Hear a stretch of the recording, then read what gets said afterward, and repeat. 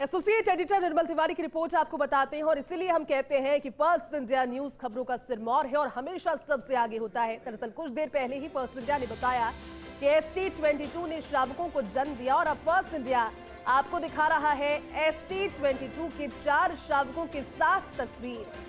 ST12 के बाद अब ST22 ऐसी दूसरी बाघिन जिसने एक साथ 4 श्रावकों को जन्म दिया है। ये रिकॉर्ड पहले ST22 के नाम नहीं था, ST12 के नाम था, लेकिन ST22 भी उस फहरिस्त में शामिल है जिसने 4 श्रावकों को जन्म दिया। 4 हट्टे कट्टे स्वस्थ श्रावक तस्वीरों में आपको नजर आ रहे हैं हथकलियां करते हुए। और ऐसे में सरिस्का में बाघों की संख्या बावजूद इसके कि अभी तो हम ST17 के एक्सपेक्टेशंस को काउंट भी नहीं कर रहे, 40 पर पहुंच गए। एसोसिएट एडिटर निर्मल तिवारी जी हमारे साथ खुद बने हुए हैं। निर्मल जी, चंद समय पहले ही हमने इस खबर पर बातचीत की और इसके बाद में अब पुष्टि हो गई है, वो भी एक रिकॉर्ड के साथ।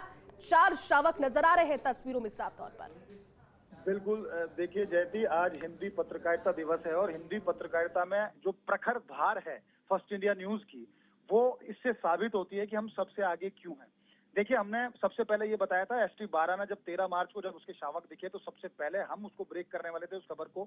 उसके बाद 27 मई को हमने पहले ही बता दिया था कि ST27 ने किस तरह से शावकों को वो दिखी है। उसके बाद ST22 को लेकर के भी आज जब तक वन विभाग इसकी पुष्टि नहीं कर रहा था, लेकिन हमारे जो कन्फर्म सूत्र थे, ठोस सूत्र थे, उन्होंने साफ कह दिया था कि वहां बाघिन शावकों को डिलीवर कर चुकी है। उनकी संख्या को लेकर जरूर थोड़ा सा स्थिति ये थी कि उहापोह की स्थिति थी। देखिए, सरिस्का इतनी बड़ी एक ऐसा कह सकते हैं लैंड ऑफ टाइगर्स इसलिए बनता जा रहा है कि वहां पर पिछले 5 महीने के अंदर 10 शावकों का जन्म हुआ है। अभी थोड़ी देर पहले हमने कहा था कि ST12 ने रिकॉर्ड बनाया कि उसका चौथा शावक भी उसके साथ दिखा है और कुछ ही देर बाद वो रिकॉर्ड टूट जाता है। ST22 भी जो पहली बार मां बनी है, वो ST22 भी 4 शावकों के साथ नजर आती है। राई का देवरा के बीच के ताल वृक्ष का जो रेंज है, उसके राई का देवरा के आसपास के जो जंगल है, वहां ये कैमरा ट्रैप में इसकी तस्वीर सामने आई।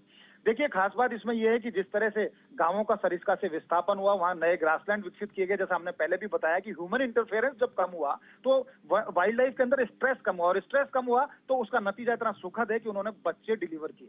5 महीने में 10 शावक, 3 बाघिनों के द्वारा, जो जिसके ऊपर ये कहा जाता था जिस सरिस्का के लिए कि यहाँ की बाघिनें बांझ हो चुकी है, यहाँ की बाघिनें स्ट्रेस की वजह से बच्चे डिलीवर नहीं करती हैं, वो बाघिनें अब धड़ाधड़ अगर बच्चों को डिलीवर कर रही हैं तो कह सकते हैं कि बाघ पुनर्वास की जो प्रक्रिया है उसको ठोस आधार मिला है। 40 पहुंच गई है संख्या। और चूंकि ST17 से भी हम एक्सपेक्ट कर रहे हैं अगर वो भी 2 से 4 अगर बच्चे डिलीवर करती है तो ये तो सरिस्का के लिए इससे बड़ा तो इतिहास कभी हो ही सकता। कह सकते हैं कि सरिस्का के लिए बाघों के पुनर्वास का भी स्वर्णिम दौर है। और जिस तरह से यहाँ एक वाइल्ड लाइफ पनप रही है, खासकर मुख्य वन्यजीव प्रतिपालक जिनकी हम बात कर रहे थे, पवन उपाध्याय, वो लगातार जिस तरह से बता रहे थे बातें, वो लगातार मैं इस बात के ऊपर फोकस रखे होते कि अनुकूल वातावरण तैयार किया जाए वाइल्ड लाइफ का, उसका सुखद नतीजा है। महेंद्र शर्मा जो फील्ड डायरेक्टर हैं, वो लगातार उनकी टीम जिस तरह से मॉनिटरिंग कर रही थी, दिन रात वहां का स्टाफ लगातार मॉनिटरिंग कर रहा था। इस बात के लिए ग्रामीणों को तैयार किया जा रहा था, समझाया जा रहा था कि यहाँ से आप जाकर के बाहर अपने बच्चों का भविष्य बनाइए और यहाँ जानवरों को पनपने दीजिए। उसका नतीजा ये सुखद इतना निकला कि यहाँ पर 5 महीने के अंदर 10 बाघ शावक डिलीवर हुए। अब यहाँ पर सरिस्का के अंदर 11 मेल, 14 फीमेल और 15 शावक, यानी कुल 40 संख्या हो गई है, जो सर्वकालीन सर्वोच्च है। और इसका फायदा यह मिलेगा जयती कि जो सरिस्का कभी बाघ विहीन हो चुका था, जिस सरिस्का में अतिक्रमण की घटनाएं सुनते थे, जिस सरिस्का में जंगलों के अवैध कटान की बात आती थी, अवैध खनन की बात आती, वो सारी गतिविधि रुकेंगी। क्योंकि जब वन्य जीव बढ़ता है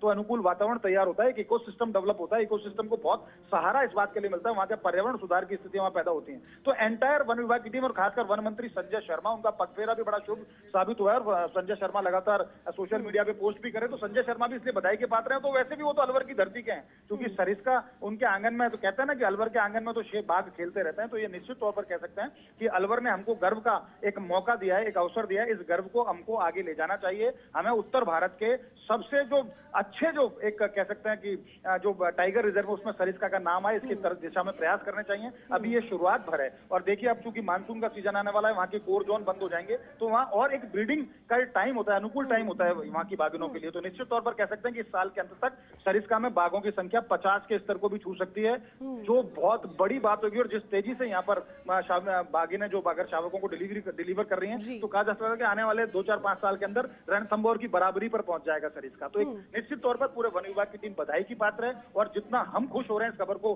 पढ़ करके, बता करके, निश्चित तौर पर मानिए कि जो वन्यजीव प्रेमी हैं, जो शोध छात्र हैं, जो वन्यजीवों के ऊपर शोध करते हैं, जो पर्यटक हैं, उनके लिए अब सरिस्का का एक नया एक सेंटर बन जाएगा वाइल्ड लाइफ टूरिज्म का, तो निश्चित तौर पर वहाँ रोजगार भी बढ़ेगा, वहाँ पर अगर पर्यावरण भी सुधार होगा। और अलवर तो निश्चित तौर पर, चूंकि वो तो अल्फाबेट में भी नंबर 1 पर आता है ना अलवर, तो अलवर धीरे धीरे जिस तेजी से एक मुकाम की तरफ बढ़ रहा है, कह सकते हैं कि अलवर बहुत जल्दी ही बाघ संरक्षण की दिशा में भी अव्वल दर्जे पर, अव्वल स्थान पर पहुंच जाएगा। जयती यकीनन निर्मल जी, और उम्मीद यही करते हैं कि जिस दिशा में बढ़ रहा है वो दिशा आगे बरकरार रहे। शुक्रिया आपका इस पूरी जानकारी के लिए।